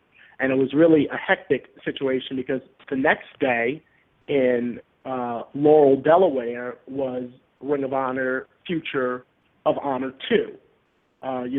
We had a Ring of Honor show that, I was the announcer for. So it literally was a weekend that was Madison Square Garden, the Laurel Firehouse 81, Firehouse, which is where the Ring of Honor, the Future of Honor show was. It was like, just like a huge, like one night riding the elevator down with Donald Trump, the next night, talking over like, weight and nutrition with Moose at a firehouse. Like that was so it was a great weekend for me, but it was very hard as well because, I'm not, flying on a jet to these places. It was like, rent a vehicle, on my own dime, drive up here. I thought that I was going to have enough time when I drove up to New York to visit my godkids before Madison Square Garden, but I ran into all types of traffic. So I also have, some of my, I kind of have pieces of my wardrobe, some in New York, like pressed, tuxedo, Ralph Lauren shirt, my godkid's house. I wanted to grab that, but I had no time to get all the way to the Bronx, and I didn't want to be late to Madison Square Garden, so I had to just go to Macy's and just buy one of these shirts, So it was a lot of expense, but it was Madison Square Garden, and it kind of put a whole lot into perspective about where I was in life. That I'm working for a great company like Ring of Honor, and hosting a show. When you think of the magnitude of that, I'm hosting the Future of Honor shows, and that one was a great one. It was a real great experience to be a part of that. But here's on one token, Madison Square, the future of honor. It was just a great weekend for me.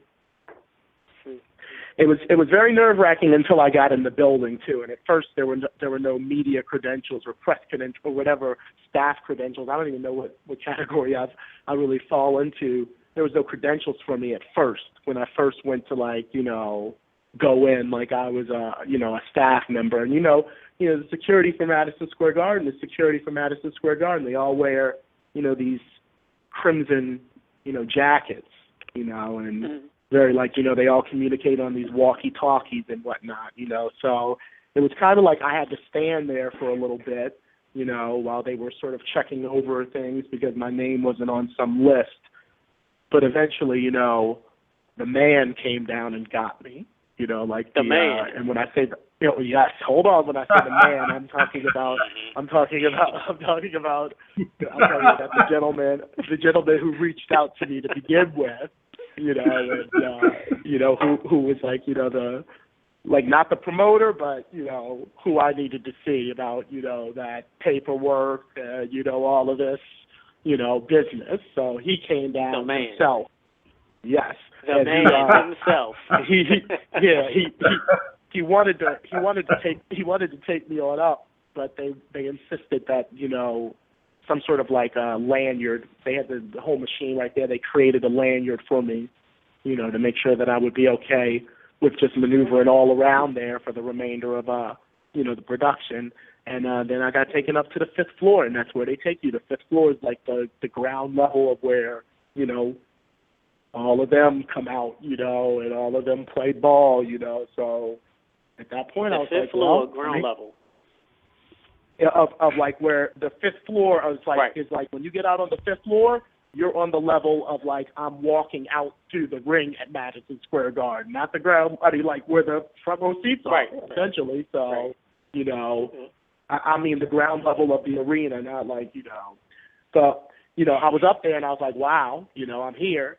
And then, the words of one of my, biggest mentors, Ruckus, kind of went through my head. He was like, when you get there, and mind you, he said that when you get there, he was like, just remind yourself that it's just another show. He was like, no matter where it is, if you just remind yourself once you get there that it's just another show, you'll be fine. And then, like I said, I was up there looking at the big, massive, screen that hangs above the ring and everything, looking at the lighting, and I'm like, well, it's just another show. And did you get emotional? Real quick, Larry, did you get emotional? Because Madison Square Garden is one of the few legendary venues when it comes to wrestling or performing. I know a lot of, the Cow Palace and the Omni, and I know the Sportatorium is no longer around, in Texas. You hear a lot of the boys talk about wrestling in historic venues, and Madison Square Garden is one of the few that's still around. So, did you get emotional? Is it like a certain type of aura that comes over you when you walk into the building? I mean, what I'm explaining to you right there is why I didn't get emotional or start feeling any kind of way. Like I said, it was nerve-wracking getting up there because it wasn't just I walk in and go to, the dressing room. It was the man had to come down and vouch for me. It felt like that, and then, I had to then wait even longer for this little lanyard, so somebody wasn't, doing, their job somewhere in the whole chain of command. So I'm frustrated a little bit, but but we're up there now. We're up on the 5th floor, and when I stepped out there to look at the lighting and I think I took a picture. Right away of just sort of the the setting, the empty arena of Madison Square Garden, and I posted that on Facebook check-in time or something like that, whatever it is. Right. And the whole time, the man who's come and got me, he and I are sort of chatting, about things and, whatever. But like I said, the words, of one of my mentors, who really just, got me very far in this game early on, ruckus was like, if you look at this like it's just another show, then you're not gonna get all emotional and like, oh my God, I'm in Madison Square. You know, like that's not what I'm doing when I'm at the arena. That's not what I'm doing when I'm at the Elksline. So, you know, you're here because, you know, you're good. So, right. You know, it's just another show. You know, it doesn't matter where it is, you're there. You know, and like I said, his words was kind of prophetic because he was like, when you get there, he was like, just remind yourself, it's just another show. So when you get there, the man will come for you. Oh, yeah. The man came for me. The man came and collected. I want to say something.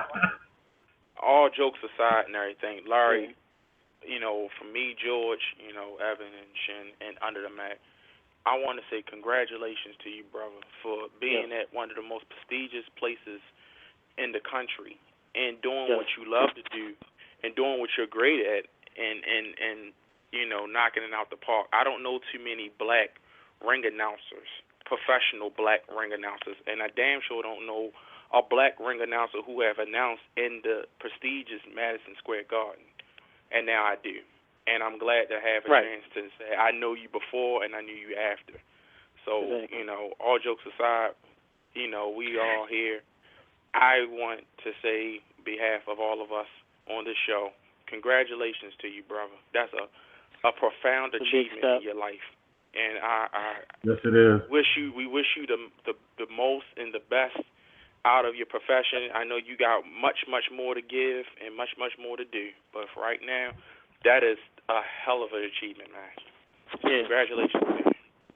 Yeah, thank you, guys. That's more like the time that you get emotional is when, you know, somebody, you know, puts it in that type of perspective, you know, like because you know, when you say in the words that you're saying, I'm thinking to myself, yeah, you know, I don't know not many black, you know, there's the Golden Voice Theodore Stefan Benson, the former Nigerian Nightmares announcer. You know, he's a brother that's out there doing it, but you know, they have Brother Byron. He's in that role kind of right now on TV, and you know, so here and there, you know, but yeah, I am the one right now that's really grinding on the sort of host MC, you know, ring announcer level that, you know, is like us. So, you know, that's the time you get emotional, you know, not when it's showtime and you're in that place, you know, and you're in that place is just another show. But when somebody, you know, breaks it down for you like that and just congratulates you for being, you know, one of a kind, that's when you get emotional. So I appreciate those words and thank you. And we will say, it's rare that, too. Real quick, Shane, go ahead. It's rare that we actually meet one. I mean, you know, from Under the Mat, it's been a great honor. I mean, honestly, you know, as far as being brothers, we probably just buy tickets. We'll be on the other side of the fence. So it's a great honor. And then plus, if any of us three did it, we probably choke up a little bit ourselves too.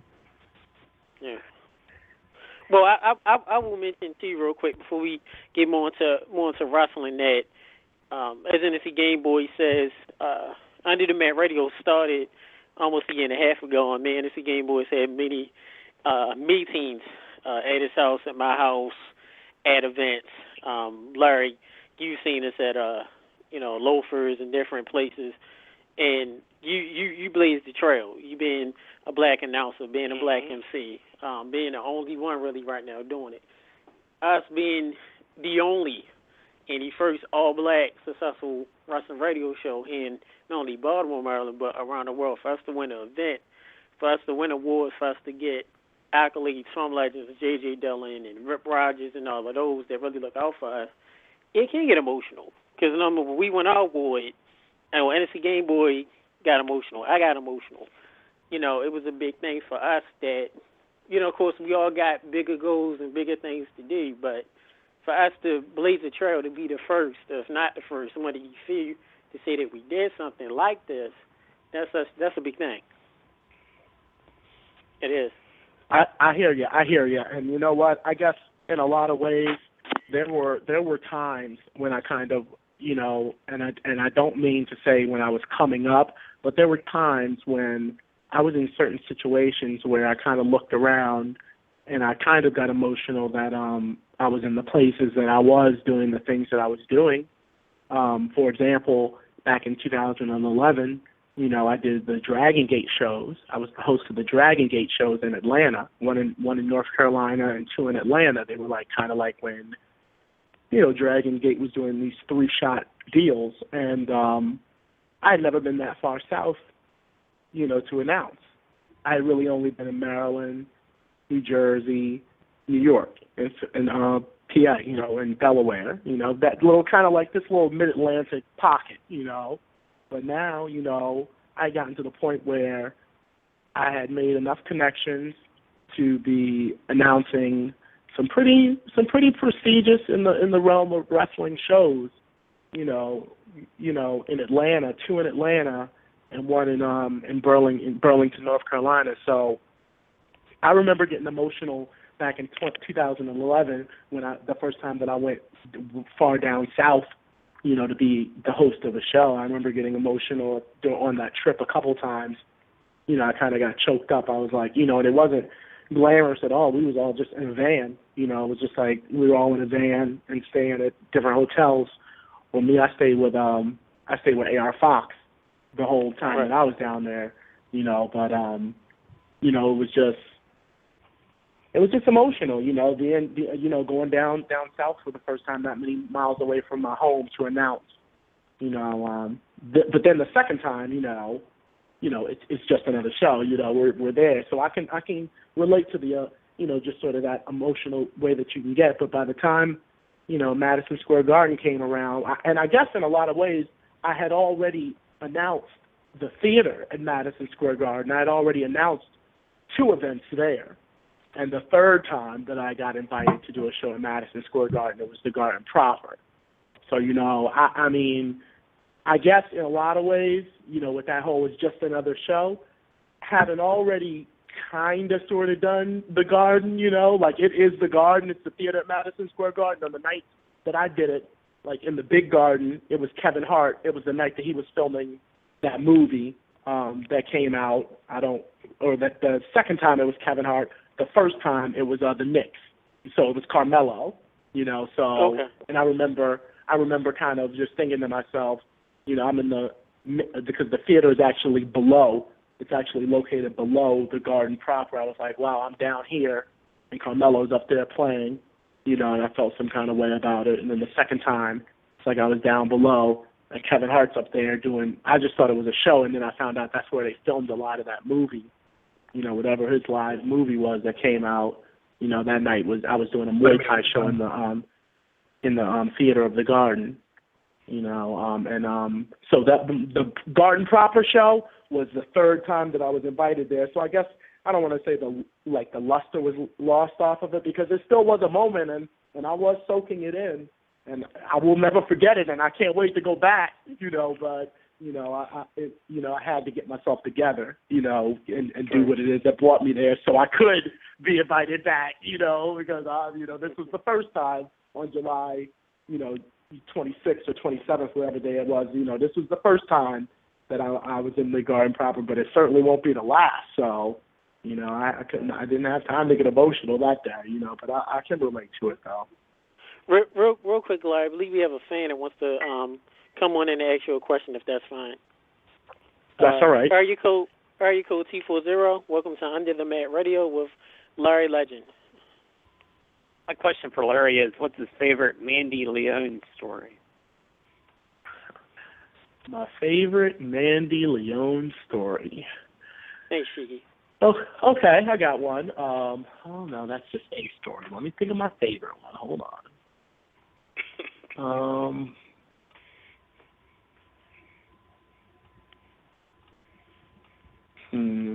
Got Larry Legend stumped. No. I'm just because I gotta think my favorite. A couple stories. Okay, I got my favorite Mandy Leone story. My favorite Mandy Leone story is I believe it was at the Summer Heat tour in August in Philly for Ring of Honor Wrestling. In the role that I provide there as a correspondent. I also do a lot of advertising as the show is beginning, and this is probably what I'll be doing in Baltimore as well. And one of the things that we always advertise at Ring of Honor shows are the signature ROH streamers. You can grab these streamers from the Ring of Honor Pro Shop for a very low price, so that when Roderick Strong comes out and Bobby Cruz does the announcement for Roderick Strong, that you can throw your signature Roddy colors right out there when the announcement happens.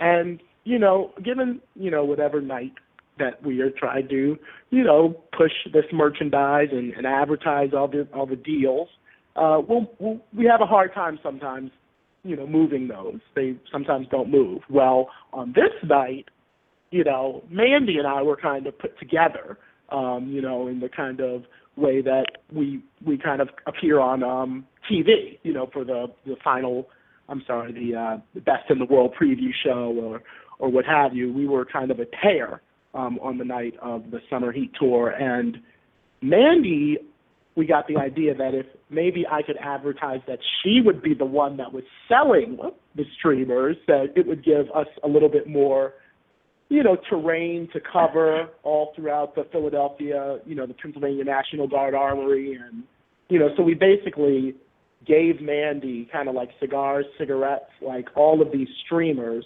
And I kid you not that it took less than a half an hour for us to sell all of the streamers that we were advertising, and we had absolutely none left. Wow. So it was an eye-opening experience for me, but I should have known, that we could have sent her out there with anything to sell, and she probably would have been able to sell it for the simple fact that, people probably trying to grab pictures and whatever, just trying to talk while they're buying whatever from her. So that's my favorite Mandy Leone story, is how quickly we sold out of the streamers the night that at the National Guard Armory, Mandy was the one, taking the money and selling those in the crowd. Well, real quick, Larry, and I know we're on short time. First of all, we want to thank you much for taking time out of your busy schedule to come on our show once again. Real quick, I know Ring of Honor is this Saturday. I know Under the Mask Radio will be there. Give you a chance real quick to plug the show this Saturday and anything else that you need.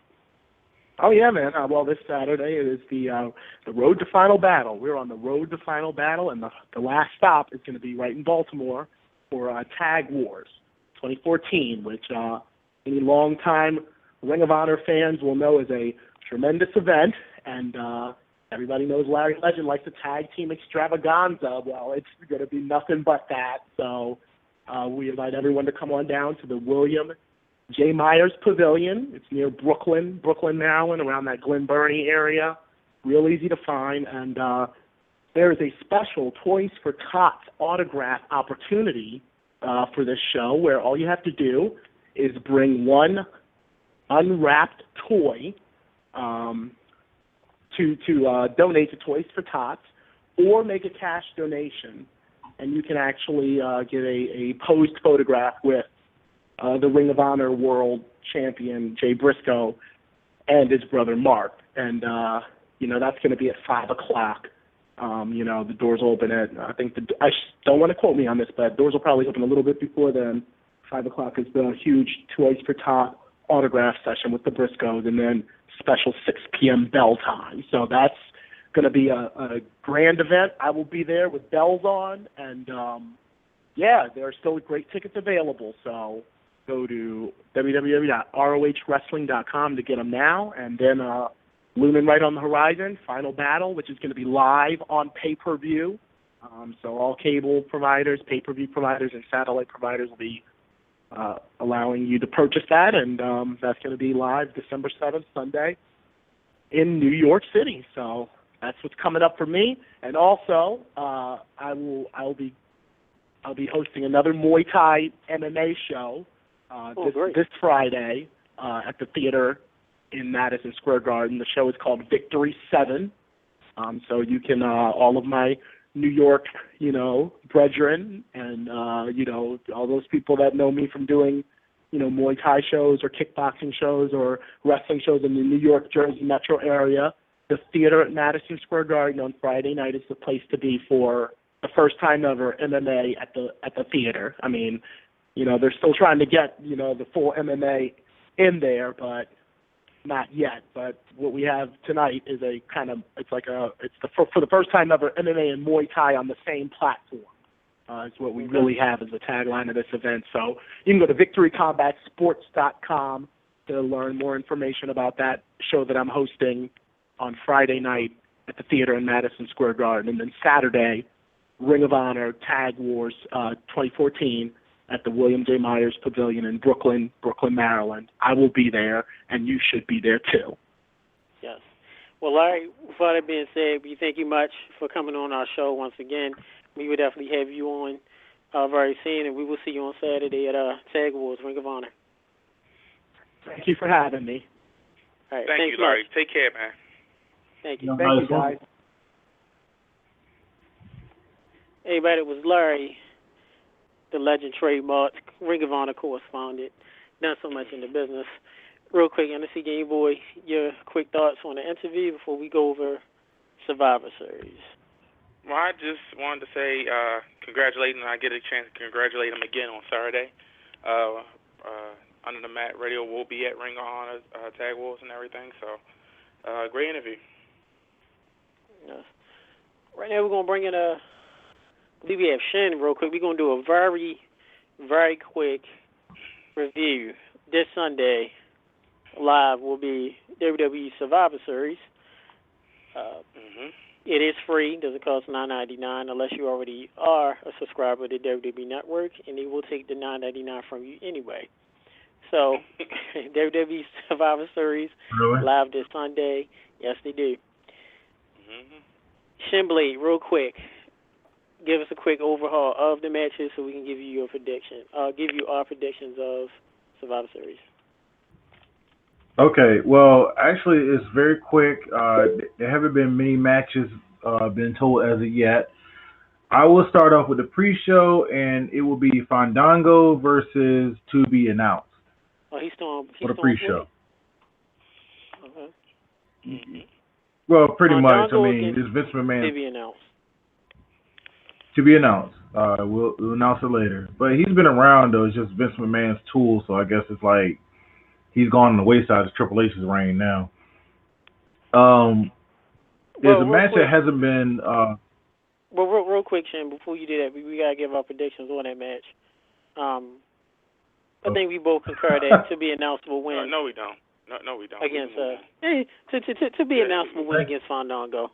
Yeah, we can go and move on. Thank you, Game Boy. The next match hasn't been announced, but I think it's going to be announced tonight on Main Event or SmackDown. What matches have been announced? Alicia Fox. Excuse me. No, go ahead. It's Alicia Fox versus Paige, and they're going to have a Survivor Series Divas elimination match. Now, on Team Fox is Alicia Fox, obviously, Emma, Naomi, and Natalya versus Paige's team, which is Paige, Cameron, Layla, and Summer Rae.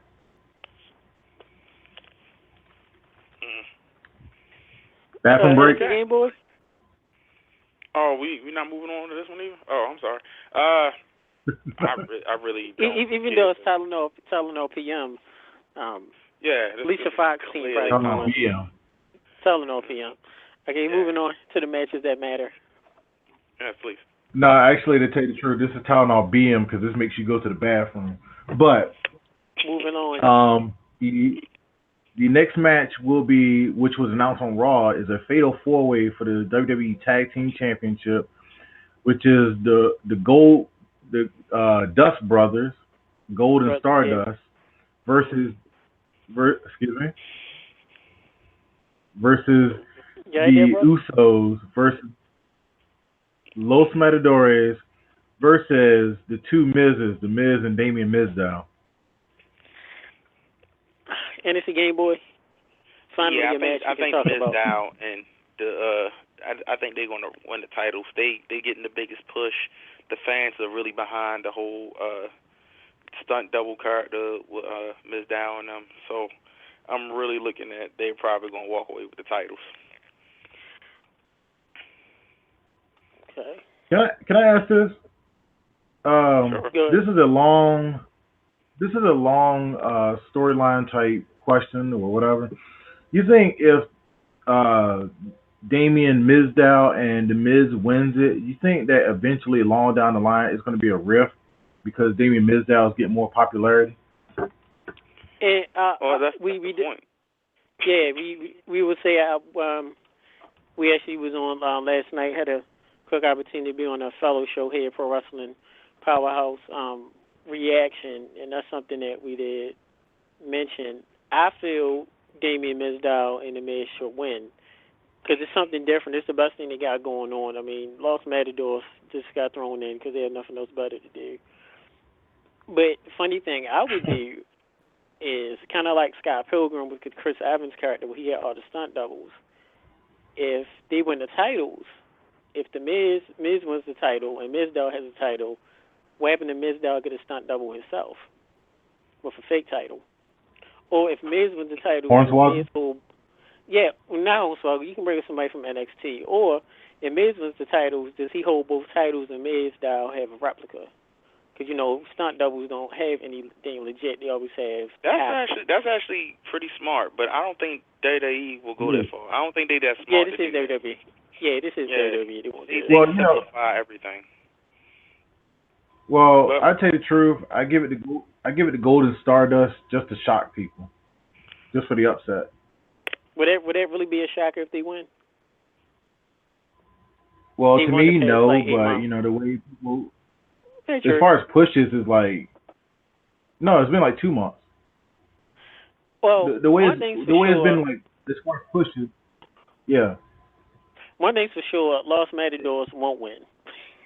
That's one thing we definitely can Ole. for sure. All right, moving on. All right, moving on that point. The next match is I don't know how you feel about this. This is the Divas Championship, which is AJ Lee versus Nikki Bella. Now, I will say this before you give your prediction. AJ Lee is rumored to leave after Survivor Series. This is just a rumor. She is. Yeah, I believe she she's leaving. She's tired and she got other things she can do. You know what I'm saying? She got other projects she can work on. She's done everything in the Divas division. You know what I mean? Her husband is clearly, doing his thing. So, yeah, it's best for her to go ahead and leave. Yeah.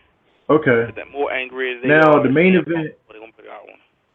And with that too, it's pretty safe to say that Nikki is going to win, and of course they're going to continue this boring storyline with her and her sister, which no one cares about. Tell them no PM.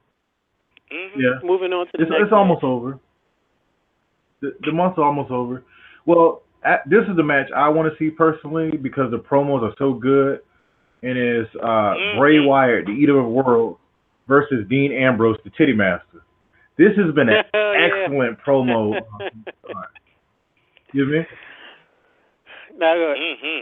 This has been an excellent promo from the start, from the backwards language at Hell in a Cell and the attack, and the Bray Wyatt disappearing and appearing on Dean Ambrose's back, yelling boo and everything. This is going to be an excellent, excellent match. I think internally, creative has to wake up on this one if they want to stretch it out at least 2 months. Yeah. And it's a Game Boy. Your thoughts? Who's going over real quick? Real quick, I see Bray Wyatt taking out Dean. I think Dean going to think he has the upper hand, and Bray's going to pull it out to stretch it out. There's no point in letting Bray lose. The villain needs to stay strong. So I'm going with Bray. Real quick, Shin. Who's going over, Dean or Bray? I have to say Bray too because Dean Ambrose. If Bray Wyatt loses, he has to lose strong. Like he has to barely lose. If not, then there was no point in having Bray Wyatt go after Dean Ambrose. And plus, there's more depth to the storyline to go to the next month. Talking about his father. Well, real quick, I agree with everybody. I mentioned this before. Bray needs to win. They just reintroduced his character, him being a monster heel. Dean Ambrose, it wouldn't necessarily won't hurt him to lose because, of course, like Shannon mentioned in Game Boy, of course, they're going to have a match, something to do for TLC and even a Rumble. So, Bray, we all agree, concur that Bray Wyatt will win, and then they'll do the rematch at TLC. Or they'll do the rematch for free at Raw the next night like they always do. Shin, All the right. main event. Next up is Team Cena, and there's been some changes. John Cena, Dolph Ziggler, Big Show, Ryback, and a very surprised Eric Rowan, which is shocking to me, versus Team Authority, which is Seth Rollins, Mark Henry, Rusev, Luke Harper, and maybe Kane, but I'm thinking Cesaro's going to take somebody's place. And still add Kane, and add Ballhead Joey Mercury, and add Triple H, and add Stephanie McMahon, and add Jamie Noble. Well, okay, with those at ringside. Stephanie's rumored to be pregnant, so yes, the Authority is going to lose, and yeah. And we all know Captain Four Kids. Captain Four Kids will be the last man standing with Ryback. Yeah. I will say this. I feel a unpredictable. turn coming. I feel a turn coming. Turn on Stephanie. Somebody's going to call Cena. I think I'm going for the Authority to win this. Now, it may sound far-fetched, but I feel a turn coming on Team Cena, like Dolph Ziggler for being beaten down. So, that's just me. You know, Shane, you're not the only one that mentioned that. Speaking of fans throughout the week, a lot of people had mentioned that he felt Dolph may turn. Also, the wild card is this. Who's to say Randy Orton may not show up and get involved somehow and cost the Authority the title, cost Authority the match? Because we all know one thing for sure. Captain 4K Cena is going to prevail. Seth Rollins is going to be the last one to get eliminated since they're pushing him. Mm-hmm. So, or maybe I think outside interference is going to cost Cena. Yeah. All right, well, that's everything. It's just a short card. Hopefully they will stretch out the matches. There's going to be some fillers. It is true. But with that being said, that's a Survivor Series prediction. The only matches that matter: Bray Wyatt will win over Dean Ambrose, Captain 4K, John Cena's team will win, Ryback and Cena will be the ones to prevail, and Seth Rollins will be the one that will be the last one to get eliminated by the Authority. Thank you very much, fans. We love you. We will be see you this Saturday at the William G. Murphy event. We will be there at Ring of Honor Tag Wars under the Mass Radio and it's Game Boy.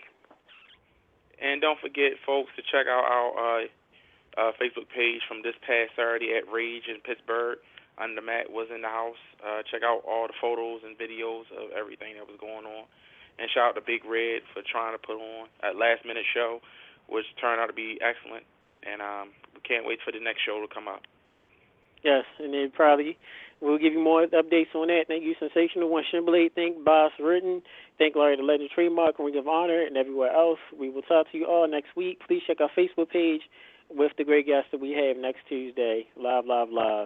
7 p.m. to 9 p.m. Eastern Time. Till then, and Game Boy, signing off. Yeah, I amen. Amen. Announcement next week. Shin hands. Shy hands.